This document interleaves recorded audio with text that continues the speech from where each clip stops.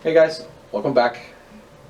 Since we released our previous two shotgun videos, we received a ton of questions, so I wanted to try to address them on this video. If I don't get yours, because I'm trying to put them by categories, if I don't get your exact question, I apologize ahead of time. Go ahead and contact me, IM me or email me or contact me however you'd like, and I'll try to respond. If not on video, I'll send you a message.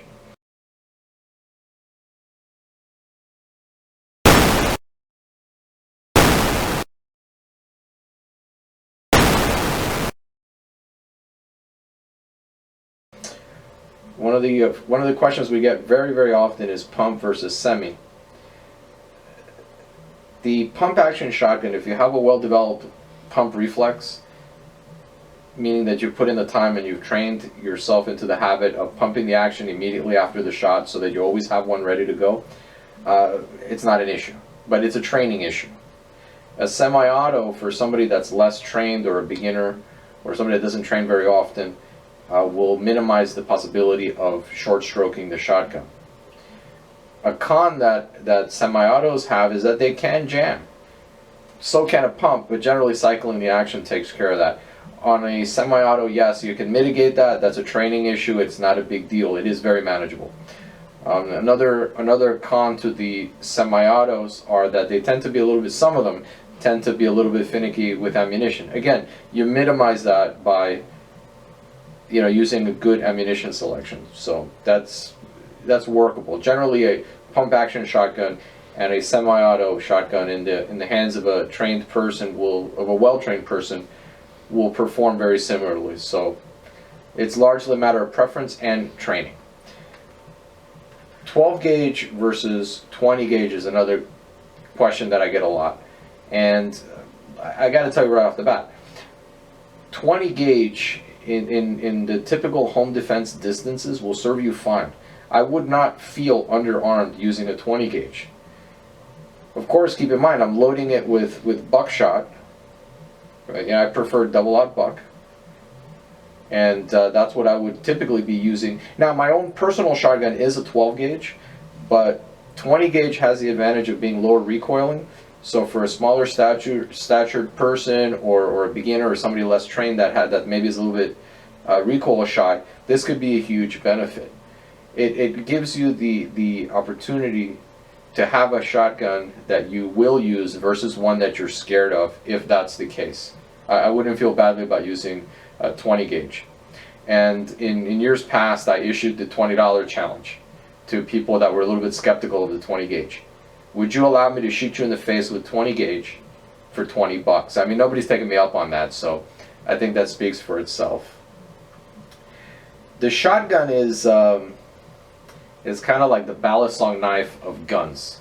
Between all the different ammunition varieties that are available to it, and the ability to pump it and port load it and magazine load it and all the different things that are available for it, it's a cool gun. You can manipulate, you can do a lot of things. And ammo selection is certainly one of the things that a lot of people talk about because of the versatility. It makes it for a very interesting gun. In my mind, for typical defensive scenarios, really you have two options: buckshot or slugs. Buckshot for shorter distances, and slugs in case you need to shoot farther out. I prefer double-aught buck. I mean, a lot of people like a whole bunch of different options, but the pretty typical load that most people across the board will use is some type of buckshot like double-aught or triple-aught. I prefer double-aught. I don't like the low recoiling loads. I think that you sacrifice a lot of penetration with those lower recoiling loads, and if you're using 12 gauge, you should train yourself to manage that recoil anyway. There's been a lot of talk about birdshot for self-defense scenarios. I don't know that birdshot interacts with humans quite as well as the buckshot when it comes for self-defense. However, birdshot will go through drywall. In short range, it will puncture things to the point that it's dangerous. However, it does not, like I said earlier, it does not interact quite the same way with human beings that I would like. So birdshot I like for birds, buckshot and slugs I like for defensive purposes. That's my preference.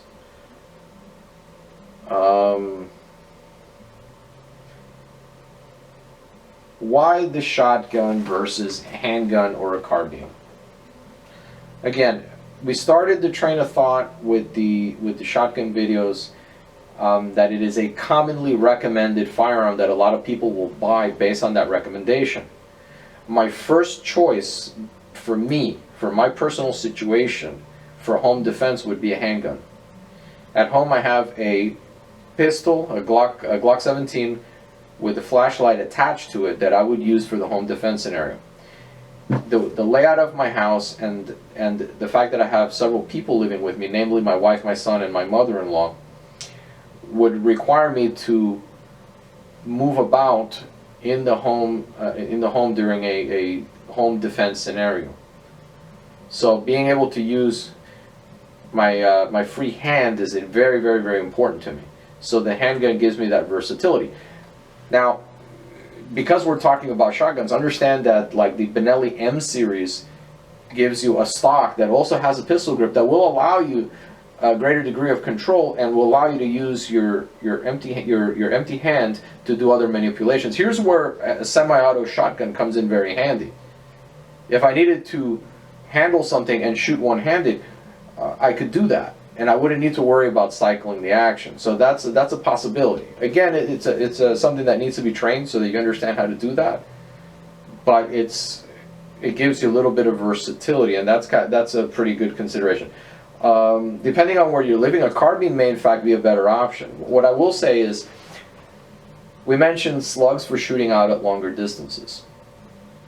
If what you're trying to do is convert your shotgun into a makeshift rifle, understand that a rifle will be better at that role. If you're limited to the shotgun and only the shotgun, in some police departments that may be the case, then you do what you got to do and use slugs in that role. But the slugs within 100 yards you can hit fairly accurately, but it'll be nowhere as effective as a rifle. A rifle will actually be easier to shoot in that circumstance. Important accoutrements on the gun.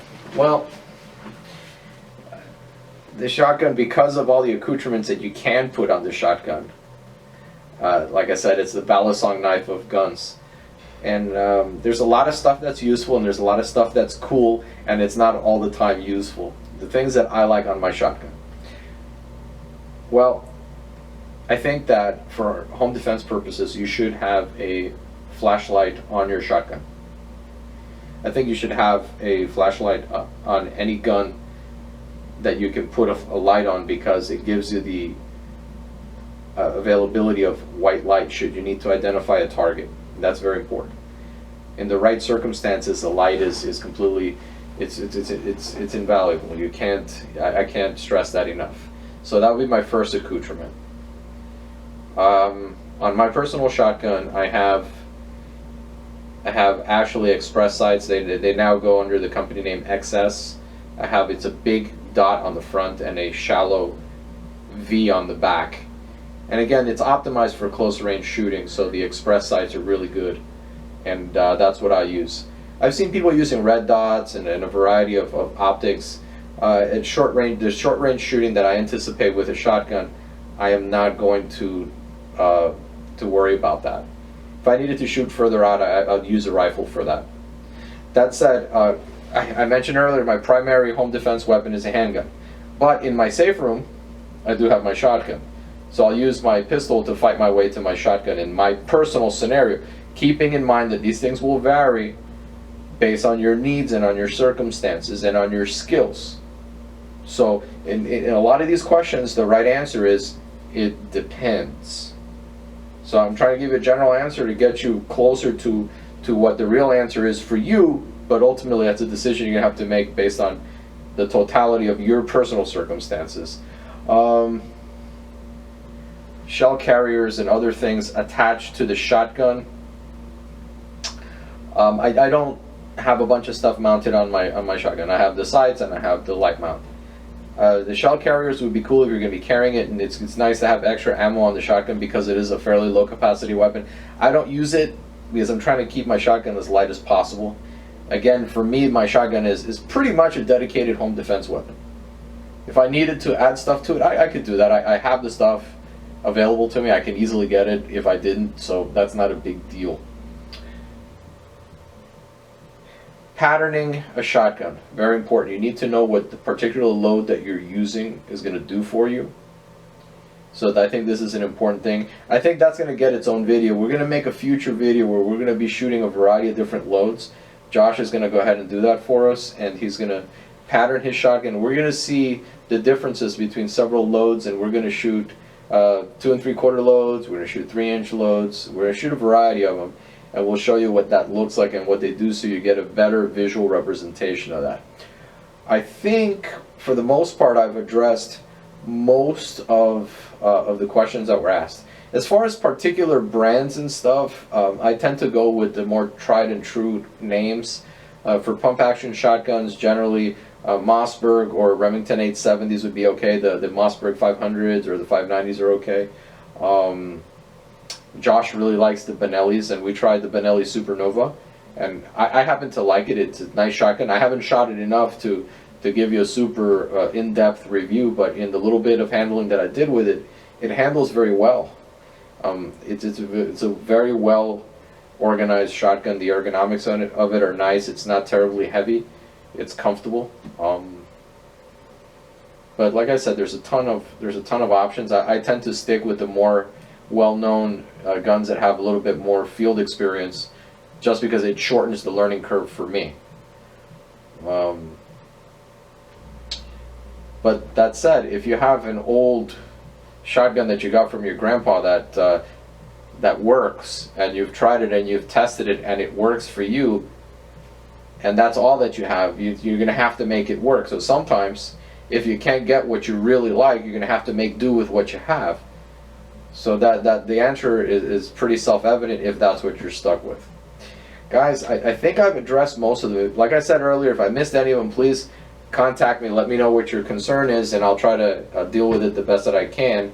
I'll try to either contact you directly or make a video. You could always leave a comment below. And guys, if you like what we're doing, please, by all means, go ahead and subscribe so that you stay abreast of. And your questions and comments really help keep us organized and keep what we're putting out there pertinent. So comments, concerns, questions, please put them out there. Subscribe. Also, help us spread the word. Hit like, hit share, so that we can get the word out. Thank you very much for watching, guys, and until next time, take care.